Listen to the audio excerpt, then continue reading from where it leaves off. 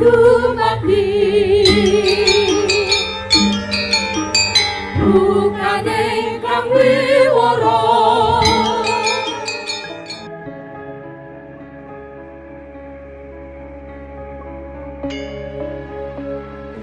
Tahun demi tahun pun merangkak dengan tertatih-tatih di bumi Mataram yang semakin diselubungi tabir kemuraman.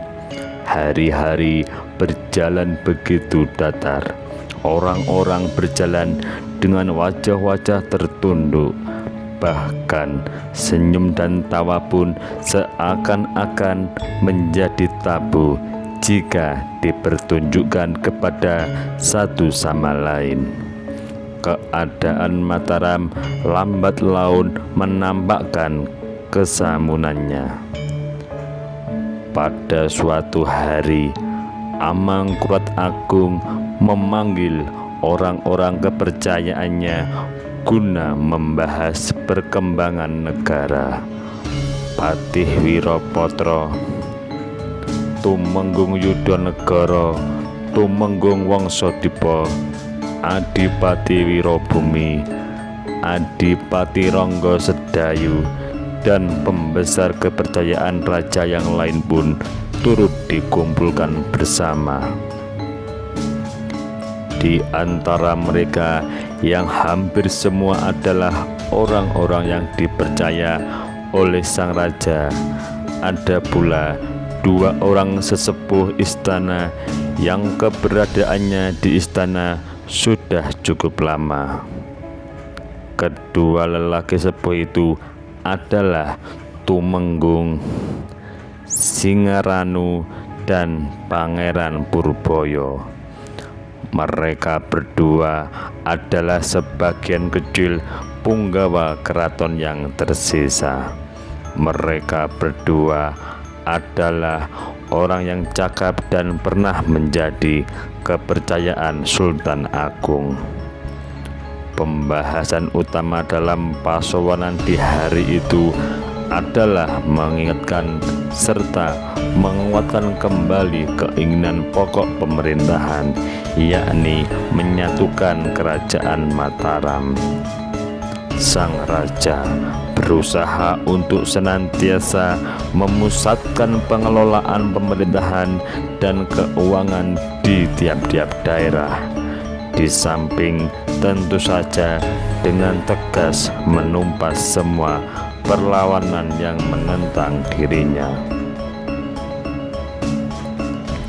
Laporkan apa yang terjadi dengan pemerintahan Mataram belakangan ini, Mas Patih Wirapatra?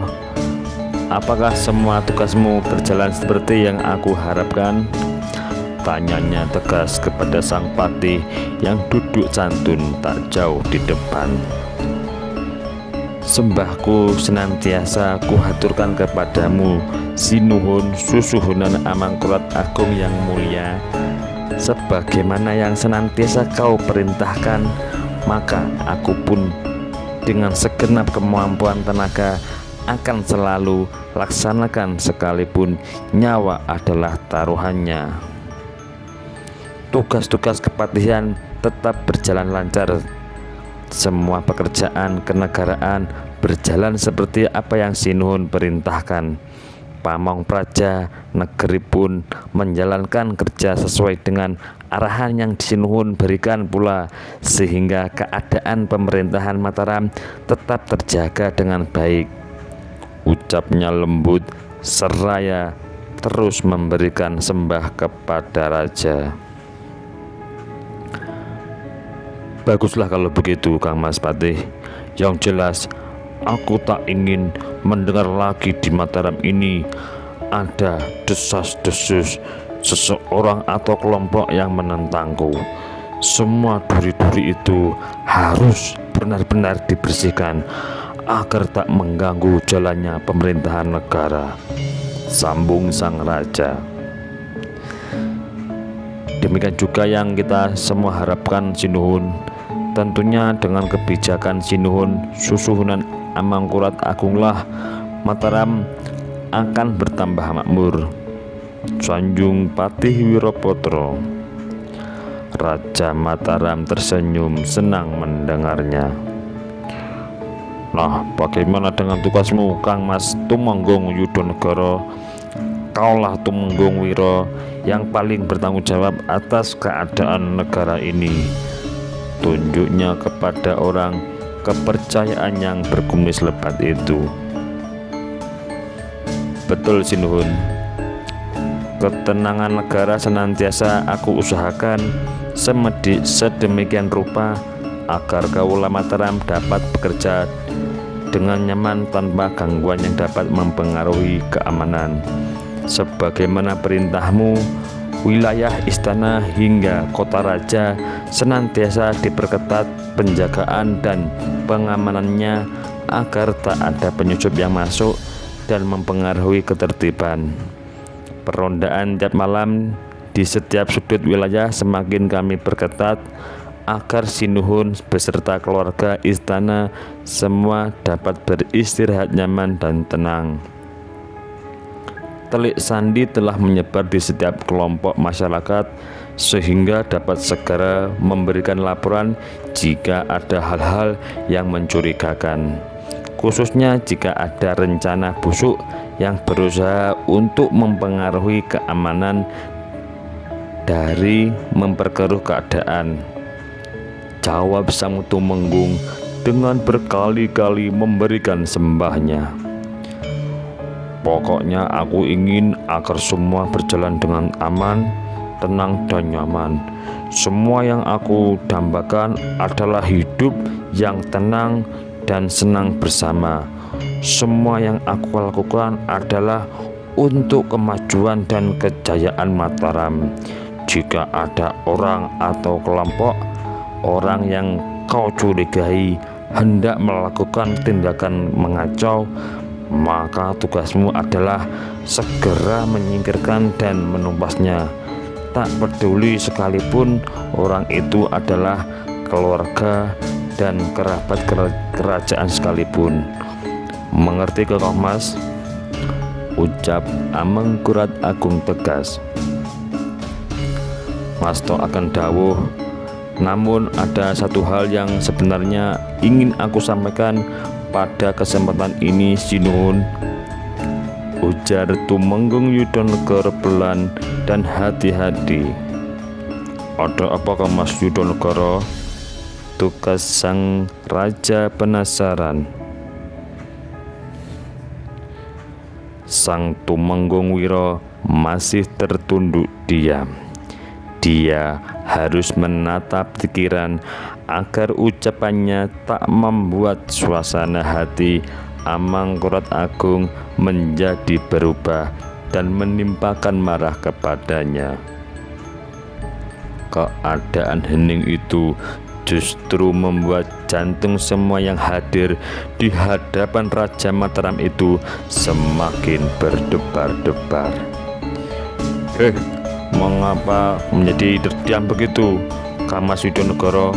Ada apa ini, teriak sang raja yang mulai tak suka dengan keadaan tersebut.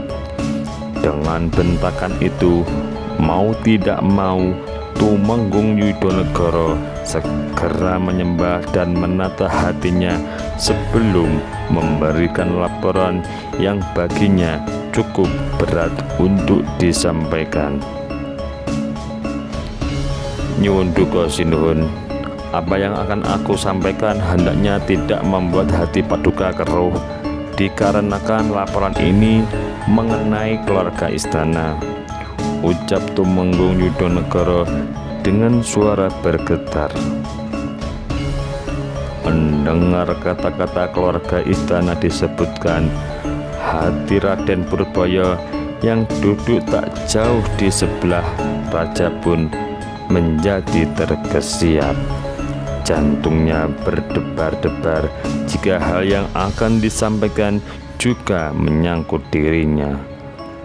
Apalagi beberapa kali dia bertemu dan berbincang-bincang tentang masalah kenegaraan dengan Raden Mas Tejoningrat, anak Amangkurat Agung yang sedang mengalami duka berkepanjangan akibat pencabutan gelarnya sebagai putra mahkota. Mata tuanya sempat menyipit curiga kepada Tumenggung Yudhanegara, sepintas melirik kepadanya sebelum memberikan laporan kepada Amangkurat Agung.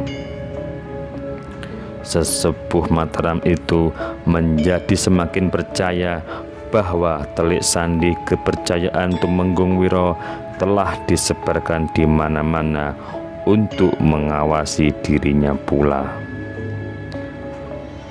"Jangan terlalu lama diam, Kamas Yudhanegara. Cepat katakan apa yang terjadi," tegur sang raja cepat. "Inggih, baiklah.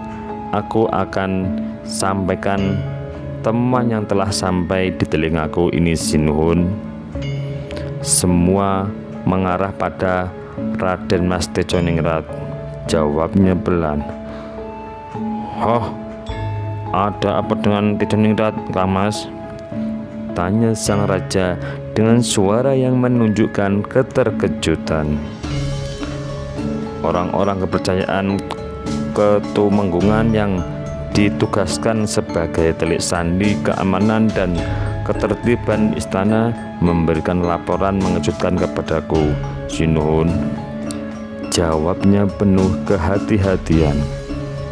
"Laporan apa itu, Kamas?" tugasnya cepat.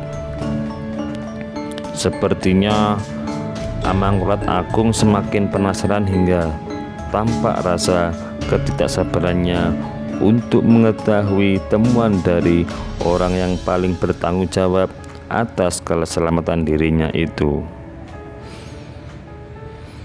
Beberapa waktu itu, orang-orangku seringkali menjumpai adanya pertemuan di dalam Surabayan, Sinuhun. Sepertinya pertemuan itu bukan sekedar pertemuan biasa, apalagi beberapa orang yang penting sering dijumpai ke sana untuk menemui Pangeran Pekik dan Raden Mas Tejoningrat. Siapa saja yang sering datang ke dalam Surabaya, Kang Mas? Tanya sang raja cepat. Menurut laporan, yang hadir di sana bukan hanya kerabat Istana Pelarat saja, namun beberapa kali dijumpai pula orang-orang luar yang berpengaruh.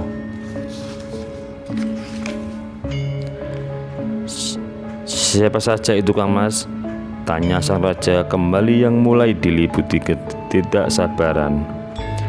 Di antara yang beberapa kali datang ke dalam Surabaya adalah Pangeran Lamongan, Pangeran Madura, Panembahan Kajoran, juga utusan-utusan dari Brangwetan dan orang-orang Bugis, jawabnya.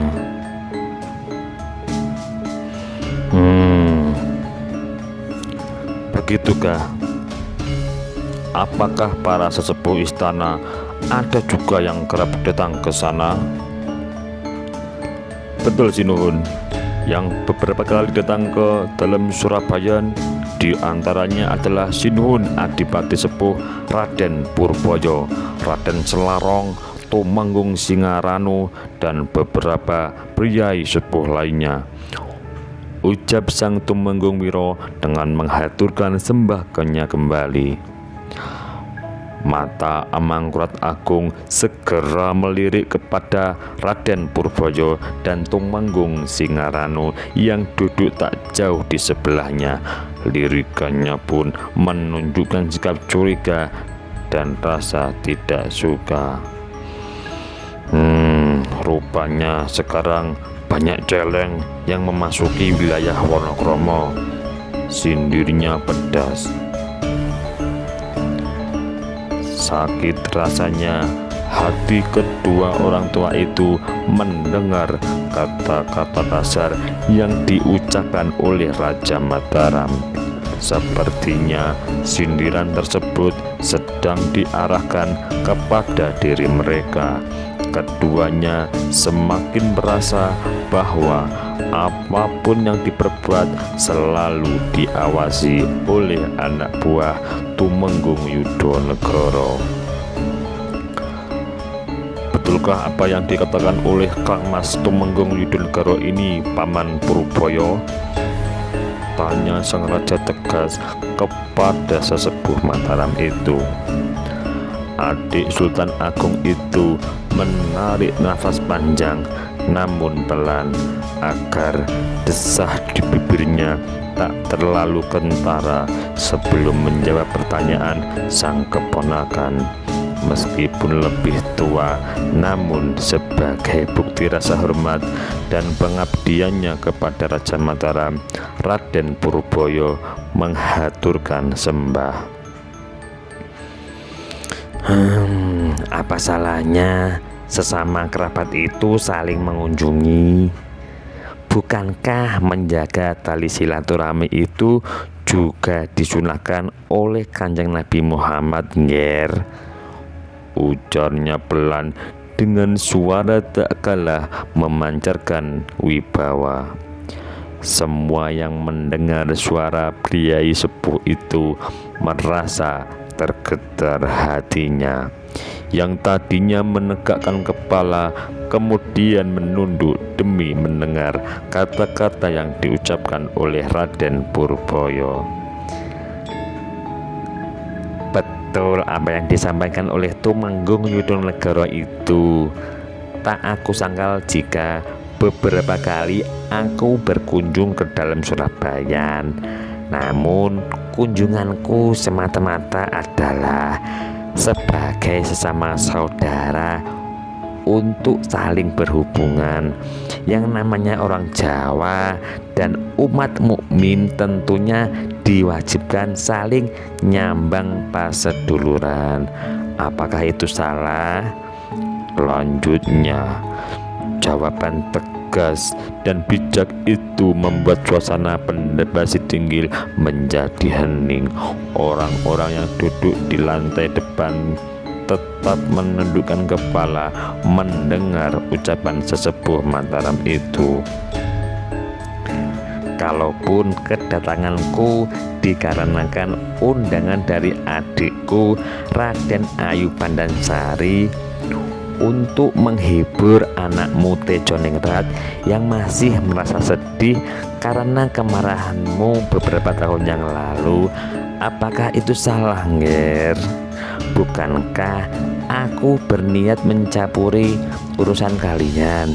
Namun yang namanya kerabat, apalagi orang yang dianggap tua begini diundang, apa harus menolaknya? Setidaknya aku masih berkewajiban menjaga nama baik keluarga sesama darah Panembahan Senopati.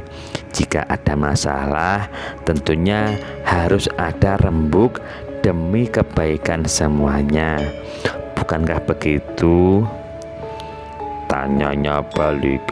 Mangkurat Agung terdiam, tak tahu harus menjawab maupun membantah. Kepala yang tadinya ditegakkan penuh wibawa kini sedikit demi sedikit tertunduk untuk merenungkan apa yang memang sedang terjadi pada hubungan keluarganya sendiri. Ingatannya tiba-tiba saja mengembara ke waktu-waktu sebelumnya. Terbayang kembali ketika dirinya memaki-maki Tejoningrat di tempat ini 2 tahun yang lalu. Teringat ketika mengusir si sulung karena berani menentang keinginannya. Teringat bahwa jabatan Adipati Anom yang diberikan kepadanya sebagai anak pertama itu dicabut dan diberikan kepada adiknya Pangeran Singosari. Kini telah 2 tahun pula sang anak tak pernah bertegur sapa lagi, datang berkunjung ketika sungkeman lebaran besar pun tidak. Rupanya anak muda itu benar-benar mendendam kepadanya. Rasa khawatirnya tiba-tiba pula muncul jika si sulung melakukan perbuatan sebagaimana yang pernah dilakukan oleh Raden Mas Alit dulu. Semoga saja dia tak seceroboh dan sengawur itu jika benar-benar tak aku anggap sebagai anak durhaka, batinnya. Sudahlah, jangan diperpanjang lagi urusan ini. Pokoknya semua hal tentang keamanan baik di dalam maupun di luar Istana Pleret adalah tanggung jawabmu, Kang Mas Tumenggung Yudonegoro. Masa bodoh jika kau harus bertindak keras kepada siapapun yang kau curigai dan terbukti hendak merongrong kewibawaanku. Mengerti? Ucap sang raja dengan suara dikeraskan kembali. Sendika dawuh, semua akan aku lakukan demi kenyamanan hidup Sinuhun Susuhunan Amangkurat Agung. Akan aku pertaruhkan nyawaku demi kebahagiaan hidup Raja Mataram, jawab Tumenggung Wirapatra dengan menundukkan badan dan melakukan sembah kembali. Bagus. Lalu bagaimana dengan laporanmu, Kang Mas Tumenggung Wongsodipa? Bagaimana kabar tugasmu dari Asem Arang beberapa hari yang lalu? Tanya sang raja kepada seorang di sebelah Patih Wirapatra. Orang yang dimaksud segera sedikit mengangkat tubuh dan memberikan sembah. Terima kasih Sinuhun, aku pribadi telah bertemu langsung dengan Adipati Suro Adimenggolo, Bupati Asem Arang, untuk mendengar laporan dan meninjau segala sesuatu yang berhubungan dengan kepentingan Mataram, khususnya mengenai hubungan kita dengan pihak kompeni VOC dan keadaan pelabuhan-pelabuhan kita. Bagus, ceritakan semuanya, Kang Mas. Tugas raja. Kembali Tumenggung Wongsodipa memberikan sembah sebelum meneruskan laporannya. Sebagaimana yang telah Sinuhun Amangkurat Agung sepakati dengan pihak kompeni VOC, maka Tuan Cornelis Spellman, orang yang ditugaskan pimpinan VOC di Betawi, telah datang ke Jepara atas nama Gubernur Jenderal Van Gors yang kini diangkat sebagai kepala kompeni VOC. Dia pun telah menerima seluruh hak atas wilayah Asem Arang dan tempat-tempat di sekitarnya, berikut pelabuhan-pelabuhan di pesisir. Penyerahan dilakukan oleh Adipati Jepara sendiri yang telah diberi kuasa oleh Susuhunan Mataram. Dalam kaitan tersebut disebutkan bahwa pendapatan yang ditarik dari Asem Arang ketika wilayah itu masih dikuasai Mataram adalah pajak pengeluaran dan pemasukan barang yang diwajibkan bagi orang-orang Cina dan orang-orang asing lainnya. Pajak yang diwajibkan bagi setiap kepala keluarga di seluruh wilayah pesisir utara, pajak garam dan pajak arak serta candu. Rupanya setelah perjanjian kita sepakati, orang-orang Walalondo pun mulai tinggal dan bermukim di wilayah Asem Arang dan sekitarnya. Bersama Adipati Asem Arang, kami pun mengunjungi orang-orang Eropa yang mulai membuka pemukiman di suatu kawasan di tepi Kali Banteng yang dekat pelabuhan hingga sekitar daerah Pecanden dan tidak jauh dari Kadipaten Asem Arang di Ungaran serta Kali Tuntang. Orang-orang di sana menyebutnya sebagai Yusuf Sibut atau Kampung Eropa. Di sana, orang-orang Eropa itu memiliki prajurit dan pembantu yang bertugas melaksanakan perdagangan. Wilayah pemukiman mereka sangat luas. berbentuk segi 5 yang dipagari dengan tonggak-tonggak runcing yang berderet secara rapat serta dinding papan dengan 5 sudut sebagai bentengnya. Dalam lingkungan benteng tersebut, para kompeni VOC tinggal di rumah gedung batu yang bagus. Kali Banteng dapat dilayari sampai ke dekat kawasan pemukiman orang-orang Eropa ini. Tidak jauh dari kampung Eropa itu terdapat tempat tinggal Adipati Suro Adimenggala. Adapun untuk menuju ke rumah Adipati Asem Arang itu, orang-orang harus melalui jembatan besar dan tinggi yang melintasi sungai besar. Kini oleh pihak kompeni VOC, Asem Arang telah dijadikan sebagai kota praja wilayah pesisir utara hingga pesisir timur Jawa. Pemerintahan pesisir tersebut dipimpin oleh seorang gubernur. Tempat kediaman gubernur kompeni VOC itu terletak tak jauh dari Kali Banteng. Sejak kesepakatan perjanjian antara Mataram dan kompeni VOC mengenai wilayah pesisir utara Jawa ini, maka oleh kompeni pusat pengelolaan perdagangan dipindahkan dari Jepara ke Asem Arang, meskipun pelabuhan bongkar muat ke negara Mantasabrang tetap dilakukan di Jepara dan Surabaya. Demikian laporan yang dapat aku sampaikan, sinuhun. Ucap Tumenggung Wongso Dipo dengan kembali menghaturkan sembahnya. Baiklah, cukup runut juga laporanmu, Kang Mas Wongso Dipo. Aku senang mendengarnya. Namun bagaimana dengan keamanan wilayah pesisir? Tanya sang raja kembali.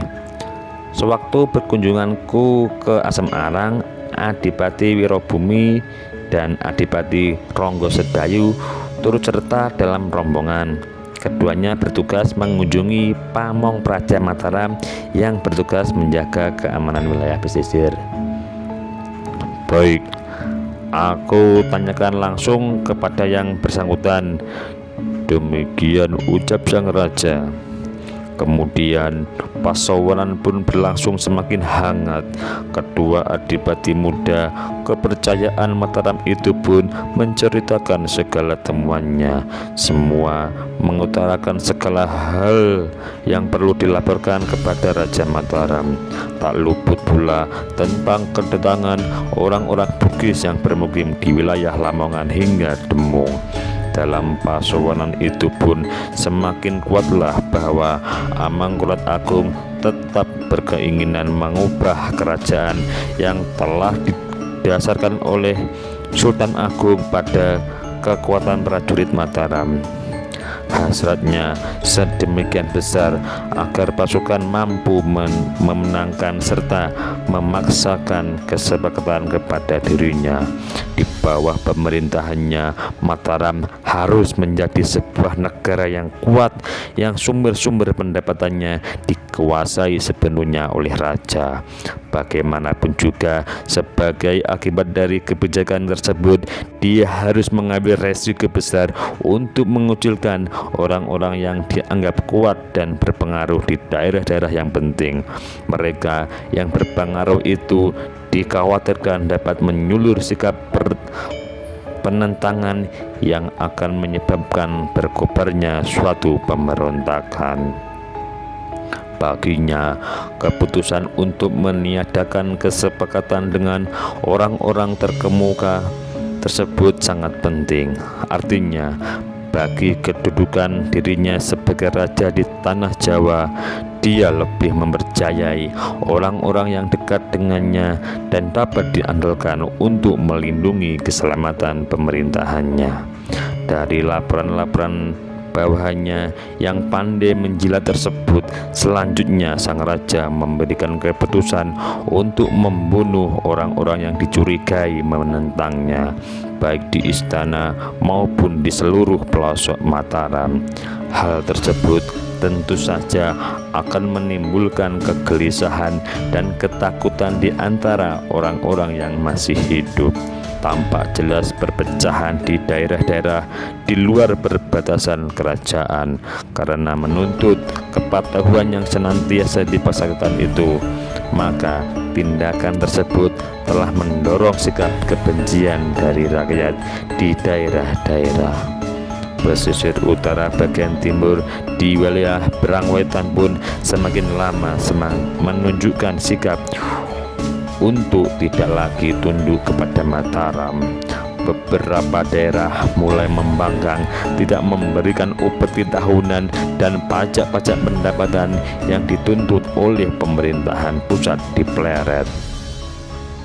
Sikap memberontak yang siap dilakukan dengan kekerasan senjata pun semakin terlihat ditunjukkan kepada pihak Mataram. Beberapa utusan pemerintahan pusat seringkali mendapatkan gangguan, bahkan beberapa di antaranya mati terbunuh di wilayah-wilayah tersebut. Tak hanya itu saja, para wiro dan Wirawijaya sebagai pamong praja yang ditunjuk oleh pemerintah pusat di Pleret sebagai penguasa tertinggi wilayah pantai di setiap daerah pun rupanya tak luput pula dari gangguan dan pembangkangan. Pada awalnya Amangkurat Agung mengambil sikap lunak setelah mendengar bahwa sikap pembangkangan tersebut dikarenakan rakyat pesisir tidak suka dengan keterlibatan kompeni VOC dalam hubungan perdagangan kaum pesisir itu. Bahkan di dalam pasawanan itu, tiba-tiba Amangkurat Agung kemudian justru mendukung gerakan anti kompeni VOC yang dilakukan oleh sebagian penguasa wilayah pesisir untuk menarik simpati kaula pesisir kepada dirinya kembali. Selanjutnya disepakati bahwa kerjasama dengan pihak kompeni VOC hanya sebagai siasat untuk menyelesaikan kemelut yang mengancam kedudukannya sebagai Raja Mataram.